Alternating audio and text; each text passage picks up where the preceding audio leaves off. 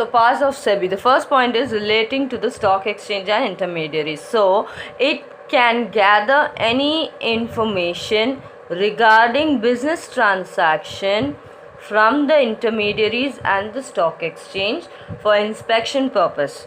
So if they do not give, it has every right to take action against them. So that is the power relating to stock exchange and intermediary. Secondly is the power to impose monetary penalty. So on whom these penalty is going to be imposed is on the capital market, intermediaries, and other personnels acting on behalf of them. Even it can impose a suspension, a temporary suspension for a short period of time. That is, it can take away their registration of operation. Why these are imposed is if there is any unfair trade practices or any misconduct by the intermediaries involved in the capital market. Powers to initiate actions in the functions assigned. So a stock exchange can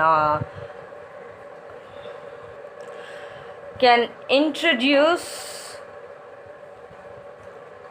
certain functions or rules for the interest of the investors and can expect actions from the part of the capital market.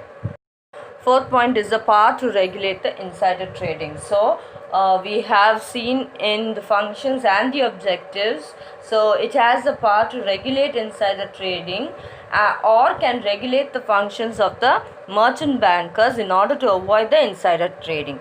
So next is the fifth point. Fifth point is powers under the Securities Contract Act. So on 13th September 1994, the Ministry of Finance has delegated certain powers through a notification to the SEBI. So SEBI is also empowered to nominate 3 members as a governing body from the Finance Ministry.